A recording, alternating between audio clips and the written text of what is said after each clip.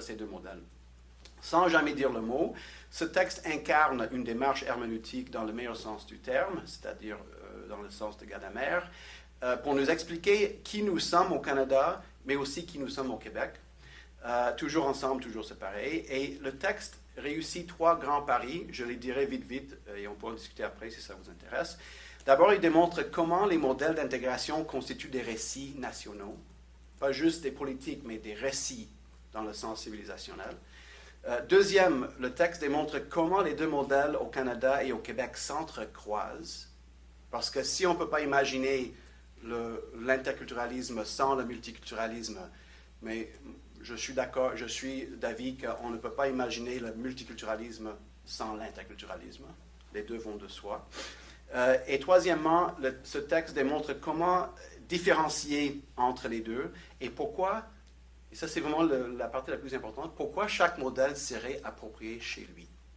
Alors là, nous sommes dans une logique relativiste, si vous voulez l'appeler ainsi. Nous sommes ici dans un département d'anthropologie boisienne, holiste, écologiste, historique, qui présume que les systèmes ont des sens dans leur contexte et écologie locale. Et c'est cette partie-là qui m'avait interpellé dans le texte au départ, d'entendre la personne de la commission Bouchard qui est associée avec les méchants fédéralistes dans des discours populistes, de dire non, l'interculturalisme, c'est très sensé. En fait, c'est peut-être pas uniquement bien pour le Québec, mais l'Europe pourrait s'en servir aussi, pourquoi pas? Donc, on est vraiment dans une ouverture, à mon avis. Donc, afin d'écarter quelques scénarios que j'aimerais dire, pour moi, ne sont pas interculturels, il faudrait d'abord mettre de côté 2 réponses habituelles. La première réponse habituelle, c'est de dire qu'il faut travailler, pour avoir des scénarios concrets, il faut travailler dans une logique de bonne pratique. Vous savez c'est quoi? Les bonnes pratiques qui, de façon magique, voyagent d'un contexte organisationnel ou institutionnel à un autre. Et si vous appliquez cette pratique, vous allez y avoir des résultats magiques et ça va tout régler. Malheureusement, cette approche n'aborde pas les situations problématiques récurrentes, ni les valeurs, ni les problèmes systémiques. Deuxième, et je serai critique, peut-être pas aussi critique, mais c'est le scénario des accommodements raisonnables, qui est pour moi très important dans la résolution des conflits, dans la médiation organisationnelle ou même de quartier. Mais, et je ne peux pas insister assez là-dessus, pour moi, les accommodements raisonnables n'est pas un cadre. C'est un outil. C'est un outil juridique. Ma collègue Danielle le dit souvent. Et c'est vraiment un outil fantastique. Et nos collègues en Europe, ils salivent. En fait, ça a fait vraiment... Le modèle a inspiré beaucoup de recherches et pensées ailleurs. C'est un modèle qui a un sens. Ceci dit, j'adore la critique de Charles Blackburn là-dessus et j'aimerais qu'elle soit beaucoup plus diffusée. On va travailler là-dessus. Donc, le problème pour moi principal, ou un des problèmes importants de ce scénario d'accommodement raisonnable, c'est que la notion de scénario préconise une projection. Pas uniquement la recherche d'une solution, une sorte de négociation pour s'assurer que tout le monde se sent écouté, mais une projection dans l'avenir et une réflexion dans cet avenir-là sur un projet de société. Donc, c'est cette question de projection qui est centrale. Il y a peut-être des liens, pour ceux qui aiment faire ces liens, des liens à faire avec la notion herméneutique d'horizon. Peut-être, comme nous avons discuté à midi, on va mettre de côté la question de fusion, mais la question des horizons est très proche, je pense, de ce scénario. Et je voulais dire que la force de la métaphore du scénario n'est pas uniquement une force rhétorique, comme avait été proposé dans le texte de professeur Taylor, mais c'est une force métaphorique. Donc, un mot qui est capable de faire un travail. C'est que l'idée du scénario nous permet de nous projeter ensemble dans l'avenir. Elle permet d'imaginer un projet de société partagée à partir des actions structurantes et à partir de nouvelles formes d'appartenance. Il y a aussi l'aspect de cette métaphore de scénario qui vient du monde cinématographique. Donc, un récit, c'est, je prends l'exemple très banal de nos enfances. Un exemple du récit, ça serait le fameux récit Disney sur le Cendrillon ou n'importe quelle situation où la princesse réussit, où le prince charmant devient plus charmant. Et ça, c'est un récit. Mais nous savons que chaque itération de ce récit, elle évolue. Elle se projette. Pourquoi nos enfants chantent maintenant cette histoire de la reine glacée, comment elle s'appelle, Elsa? Oh my God. C'est pas pareil, hein? Ou le nouveau Cendrillon, c'est pas pareil que les anciens. Donc, on sait qu'un récit se renouvelle et ça se renouvelle à travers des scénarios, comme dans le sens fort filmique du terme. Un scénario, c'est un ensemble de personnages, un ensemble d'objectifs, un trame narratif, un fil conducteur, et ça nous permet de nous projeter. Alors, dans le texte de professeur Taylor, le scénario n'est pas présenté comme métaphore, mais plutôt comme moyen pour casser un cycle de violence, qui est pour moi rafraîchissant. Je suis très heureux de lire ça dans un texte de philosophe.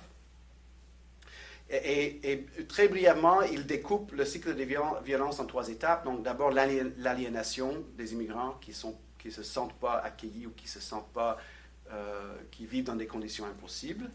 Ensuite, l'hostilité par rapport à cette aliénation. Et ensuite, un repli sur soi ou une expression de peur que professeur Taylor qualifie de intensification mutuelle.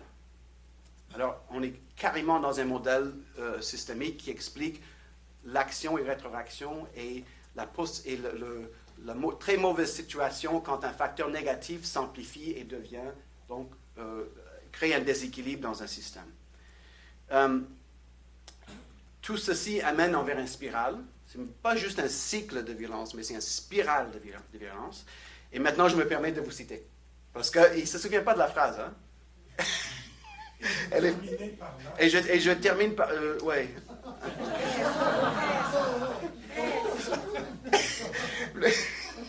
En fait, est-ce qu'on peut dire que cette phrase-là, ça ne fait pas partie de mon temps?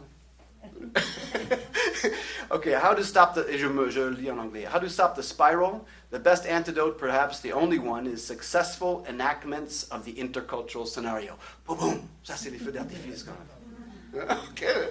That is, leaders and members of the majority mainstream seek out leaders and members of the minority or minorities, and together with them work out new ways of resolving the conflicts, then work together effectively to resolve them. The ensemble of such collaborative enterprises contributes, in effect, to the elaboration of a new, more inclusive culture of interaction.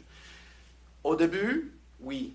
À la fin, je suis moins certain. Il me semble que ce qu'il décrit dans ce bout de texte ne va pas assez loin, puisque la proposition ressemble toujours au modèle d'accommodement ou bien de médiation. 2 modèles qui sont certainement nécessaires, mais 2 modèles réactifs qui n'ont pas nécessairement d'impact au niveau systémique, puisqu'il n'y a pas projection et il n'y a pas travail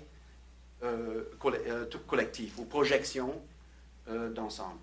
Donc, les outils pour casser ces routines sont complexes et doivent être constamment adaptés aux différents contextes.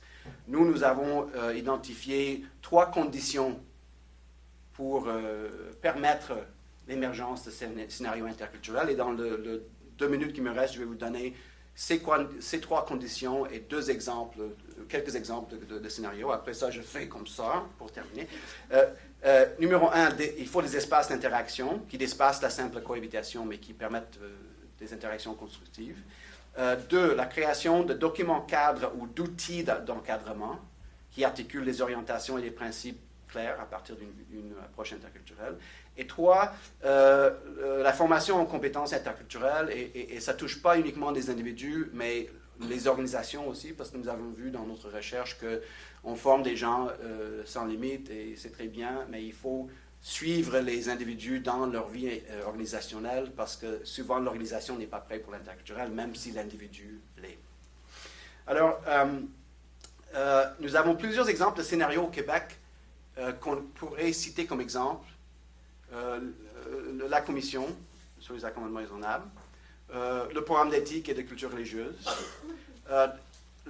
Tous les programmes, je ne sais pas si vous connaissez tous ces programmes d'agents de liaison qui existent à la ville, dans les bibliothèques, dans les écoles. C'est vraiment une force là, qui n'est pas mobilisée, mais nous faisons déjà du scénario là-dessus. Et ce n'est pas juste l'accommodement, c'est vraiment un travail hors les murs, agents de liaison.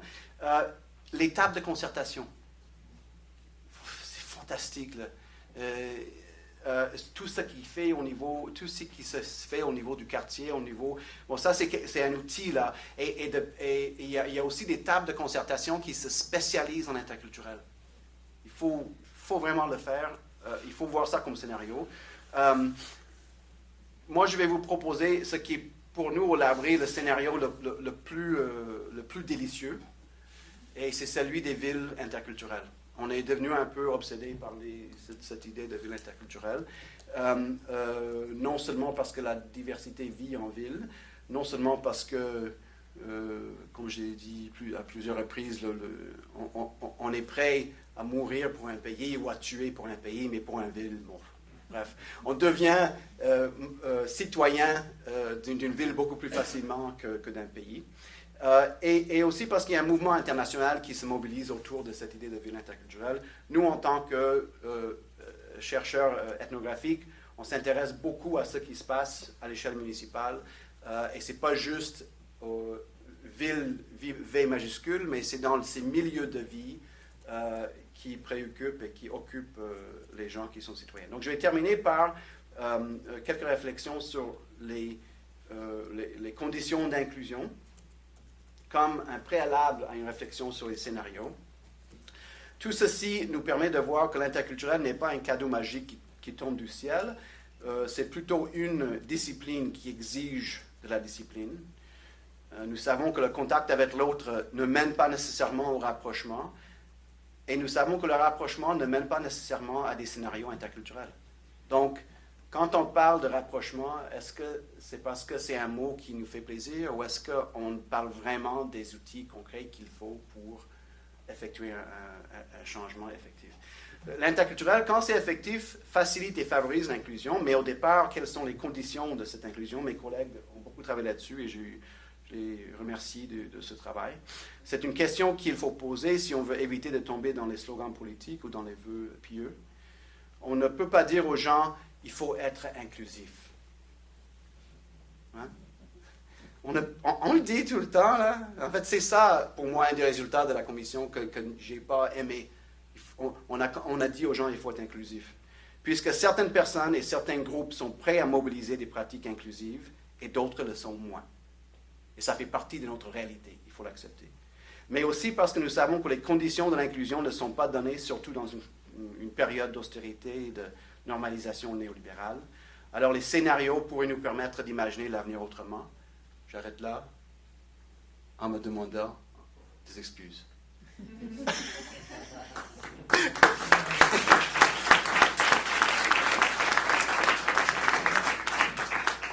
Oui, très bref, parce que je suis d'accord avec la plupart de ce que Bob a dit. Mon exemple, c'était la façon de désamorcer un conflit déjà en place, mais il y a toutes sortes d'autres scénarios qui sont...